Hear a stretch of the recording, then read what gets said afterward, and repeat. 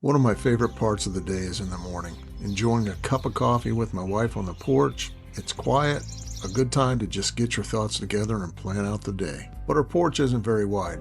We needed a table that would fit the narrow space, but still let two people sit and face each other comfortably. I couldn't find anything quite right, so I decided to build one. My goal was to make something simple, rustic, and inexpensive. Something you could build in half a day. So today, I'm going to show you how I built it. This is a great project for a beginner with some basic skills, and as always, I have a full set of plans available if you want to build one too. I'm building this entire project out of standard, untreated 2x4s and 2x6s. Since it's going on a covered porch, I don't need treated lumber, and this helps to keep the cost down. This build has only 21 parts, so the first thing I do is mill all my pieces at once. I go through the cut list and the plans and cut every piece to length and get all the angles cut. Doing it all at once is more efficient and gets the sawdust making done in one go. Now these angle cuts might look a little complex, but they're all essential for the table's stability. Just take your time and follow the dimensions in the plans. Now for the assembly. Here's the most important tip for this entire build.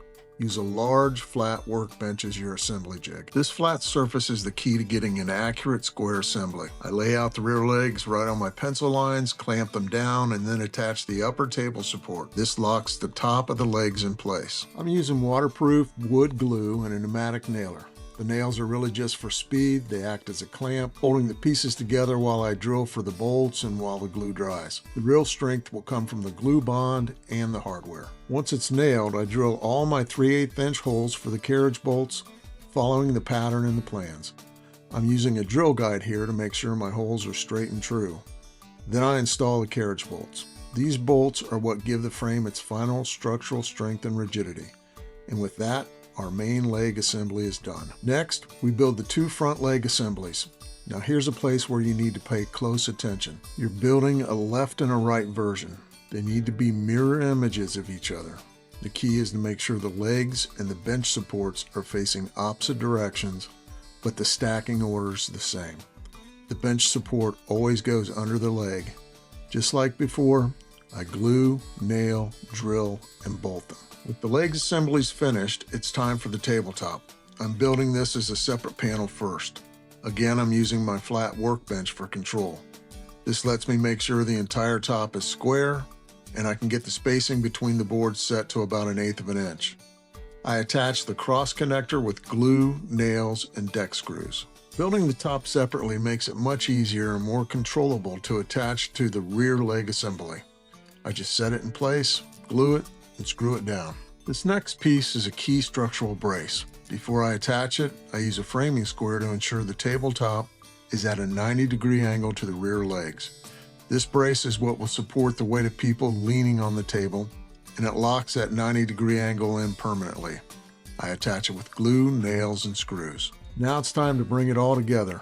I'm working alone, so I'm using a temporary 2x4 brace to act as an extra hand to hold the main assembly upright and stable. The bench seat planks are cut to a precise length so they act as a jig to automatically set the correct, parallel spacing between the front and rear leg assemblies. The flat table ensures that all the feet are level. I attach the benches with glue, nails, and deck screws.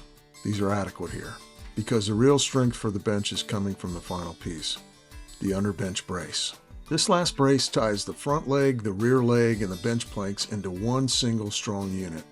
This is what keeps the bench from sagging and stops the front legs from splaying out over time. And with that, the assembly is complete. The last step is a final inspection. I check that all the bolts are tight, all the screws are flush, and sand any sharp edges or splinters. And here it is. It's a simple, rustic, and very sturdy table. It's not fancy, but it's practical, and it fits this narrow space perfectly. It's exactly what we needed to enjoy those quiet mornings on the porch. A simple project built in just a few hours. If you'd like to build one yourself, I have a complete set of digital plans available. You can find a link to my Etsy store in the description below. Purchasing the plans is a great way to support this channel and allows me to keep making these videos. Thanks for watching.